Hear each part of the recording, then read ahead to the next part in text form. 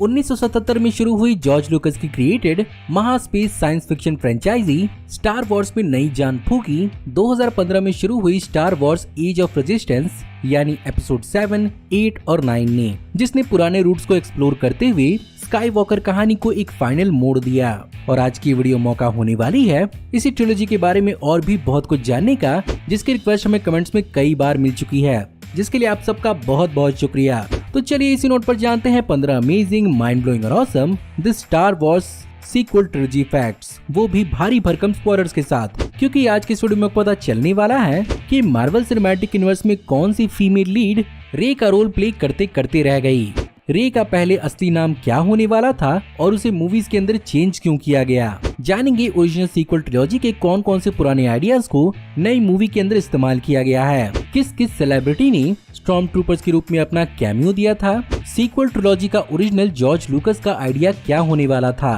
किसने star Wars episode 9 को online गलती से लीक कर दिया था, और फाइनली जानेंगे इस सीरीज के क्रिटिकल और फाइनेंशियल परफॉर्मेंस के साथ साथ इसके आने वाले फ्यूचर के बारे में। ये और बहुत कुछ आपका इस वीडियो में इंतजार कर रहे हैं, तो देर किस बात की। हे गाइस, मेरा नाम है पंकज सागर और आपका स्वागत है गेमों को हिंदी के एक और फ्रेश वीडियो में। Now without wasting any more time, let's get started.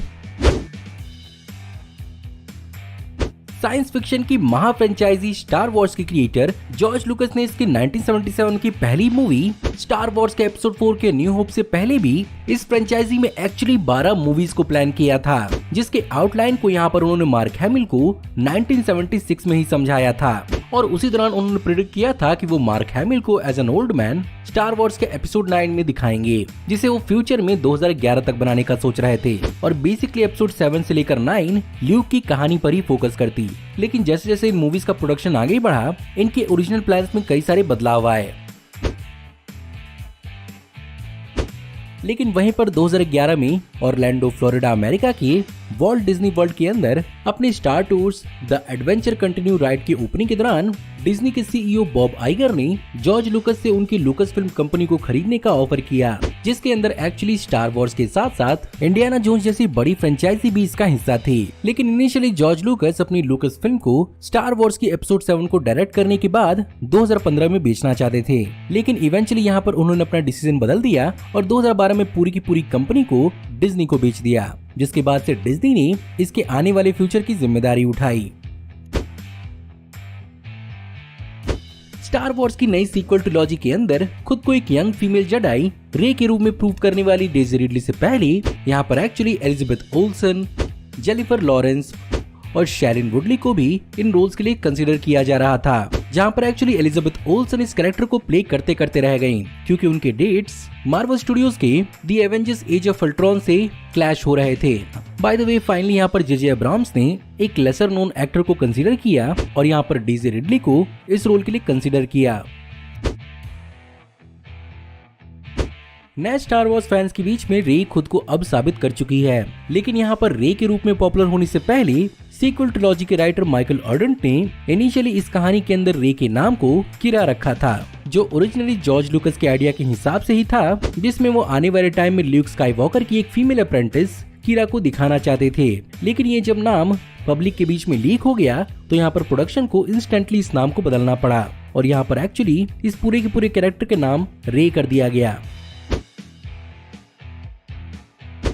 Star Wars episode 7 के अंदर हम एक बहुत ही इंट्रिगिंग कैरेक्टर मास कटाना को दिखाया गया, जिसने फाइनली रे को ल्यूक स्काईवॉकर का लाइट सेबर सौंपा था। बाय द वे, पहले इस कैरेक्टर को एक्चुअली प्रैक्टिकल इफेक्ट्स की मदद से दिखाया जाना था, लेकिन फाइनली ब्लैक पैंथर मूवी के अंदर नाकिया का रोल प्ले करने वाली लुपिता नोंगियो ने इसे मोशन कैप्चर के साथ दिखाया। इसके साथ साथ पहले इस कैरेक्टर को एक्चुअली एक जेडाई की तरह ही दिखाया जाना था, जहां पर जब इसके कार्सल पर फर्स्ट ऑर्डर हमला करती है तो यहाँ पर वो अपने फोर्स का इस्तेमाल करते हुए भी दिखती, लेकिन इस प्लान को कैंसिल कर दिया गया।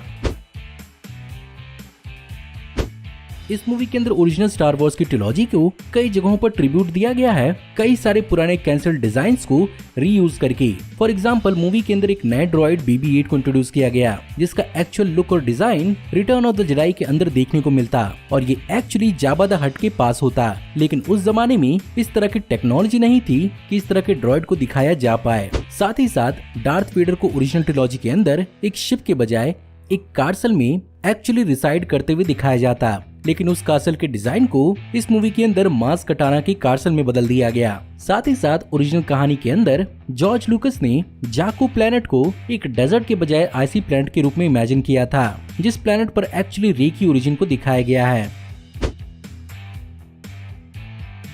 पीटर मेह्यू, जिन्होंने पहली ट्रिलॉजी के अंदर चुबाका के सूट को पहनकर चुबाका का रोल प्ले किया था, सीक्वल ट्रिलॉजी के वक्त तक उनकी तबीयत खराब होने लगी थी, जिसके कारण उन्हें चलने फिरने में दिक्कत हुआ करती थी। इसीलिए द फोर्स अवेकन्स के अंदर जहां पर भी चुबाका के थोड़े कम कॉम्प्लेक्स सीन्स को दिखाया गया था, वहां पर पीटर मेह्यू ने अपनी परफॉर्मेंस दी थी। लेकिन जहां पर चुबाका को चलते और दौड़ते भागते दिखाया गया था, उन सीन्स के लिए यहाँ पर फिनिश बास्केटबॉल प्लेयर जोनस सुअतामो को हायर किया गया था, जिनकी हाइट 6 फुट 10 इंच थी, जो चुबाका के लिए परफेक्ट थी।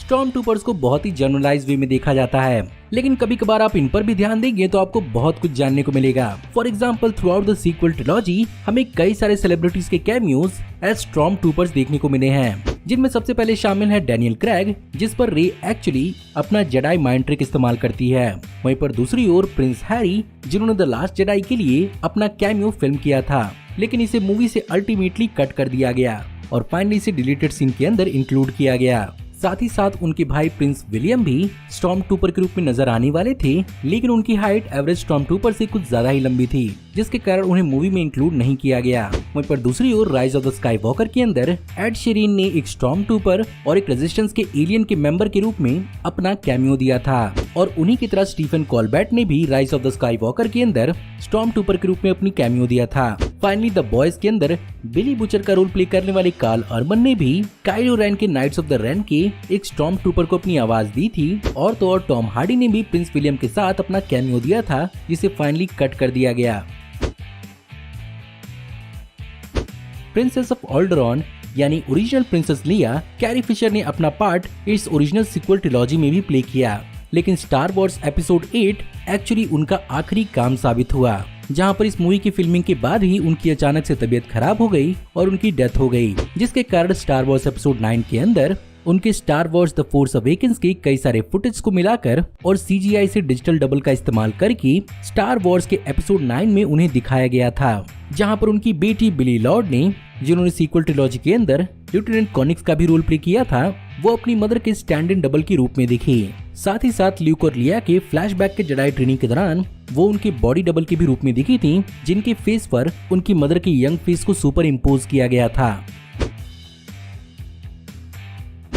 बेनिसियो डेल टोरो, जिन्होंने मार्वल सिनेमैटिक यूनिवर्स के अंदर द कलेक्टर का रोल निभाया था, वो इस मूवी के अंदर डीजे द कोड ब्रेकर के रूप में भी दिखे थे, लेकिन इससे पहले भी उन्हें स्टार वॉर्स फैंटम मेनेस के अंदर डार्थ मॉल के रोल के लिए भी कास्ट किया जा रहा था, जिसे उन्होंने उस समय सेलेक्ट नहीं किया था। बाय द वे, उनसे पहले इस रोल को वकीन फीनिक्स को भी ऑफर किया जा रहा था, जो डीसी की जोकर मूवी में नजर आए थे, लेकिन जैसा कि वो सिनेमैटिक यूनिवर्सेस में काम करने से बचते हैं, उन्होंने इस रोल को रिजेक्ट कर दिया।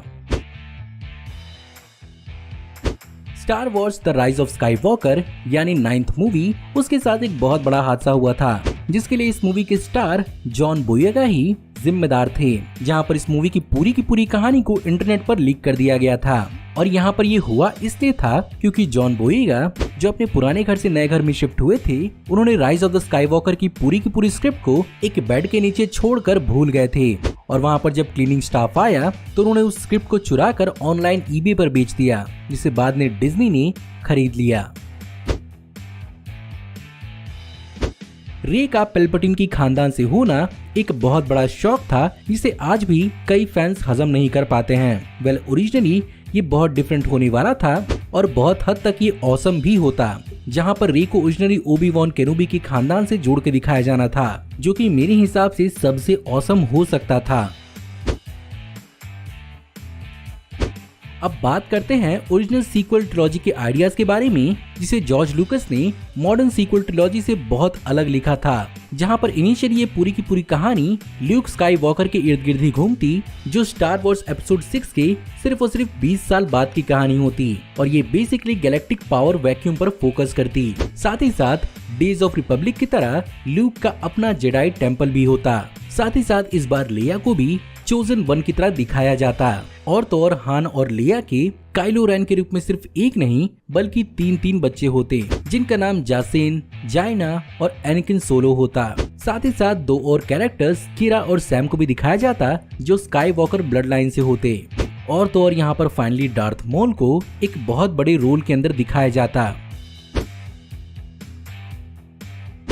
अब चलिए बात करते हैं इन तीनों की तीनों मूवीज के क्रिटिकल और फाइनेंशियल अचीवमेंट्स के बारे में, जहां पर एक्चुअली इन तीनों ही मूवीज का कंबाइंड बजट $837 मिलियन था, लेकिन इस कंबाइंड बजट ने वर्ल्ड वाइड टोटल $4.4 बिलियन की कमाई की, जो कि बेसिकली एक हिंट है कि despite getting a mixed reviews, in movies के फैन सर्विस की वजह से इन्होंने फाइनेंशियली बहुत अच्छा काम किया। वहीं पर क्रिटिकली भले ही ये मूवी थोड़ी डिवाइडेड और मिक्स्ड साबित हुई, लेकिन इसके टेक्निकलिटी को ऑस्कर में जगह दी गई थी, जहां पर द फोर्स अवेकन्स को best film editing, best original score, best sound editing, best sound mixing और बेस्ट विजुअल इफेक्ट्स के लिए नॉमिनेट किया गया था। वहीं पर द लास्ट जेडाई को best original score, best sound editing, best sound mixing और बेस्ट विजुअल इफेक्ट्स के लिए नॉमिनेट किया गया था। और finally The Rise of Skywalker को best original score, best sound editing और बेस्ट विजुअल इफेक्ट्स के लिए नॉमिनेट किया गया था।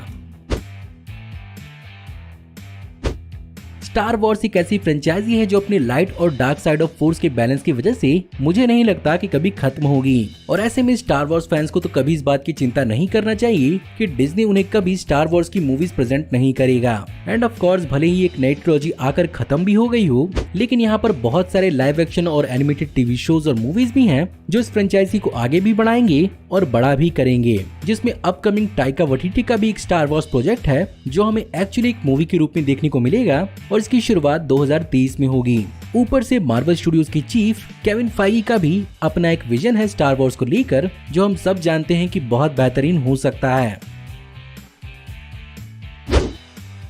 तो गाइस ये थे 15 अमेजिंग माइंड ब्लोइंग और awesome the Star Wars sequel trilogy movie facts. Star Wars के पिछले दोनों ट्रिलॉजीज के भी वीडियो मैंने पहले ही इसी चैनल पर अपलोड किए हैं और उनका लिंक आपको आई बटन पर मिल जाएगा। बाय द वे, अगर आपको आज की वीडियो पसंद आई हो तो प्लीज वीडियो को लाइक जरूर करिएगा। साथ ही साथ मुझे कमेंट में जरूर बताइएगा कि स्टार वॉर्स से जुड़े हुए आप और कौन कौन से फैक्ट जानते हैं। हमारी आने वाली ऐसे ही ऑसम वीडियोस को देखते रहने के लिए हमारे चैनल को सब्सक्राइब करिए, बेल वाले आइकन को दबाइए और हमारी वीडियोस को बिना मिस किए एंजॉय करते रहिए। और अगर आप चाहें तो इस वीडियो के लिंक को अपने दोस्तों ग्रुप के बीच में जितना हो सके उतना शेयर करें। Thank you for watching, see you in the next video, till then take care, good bye.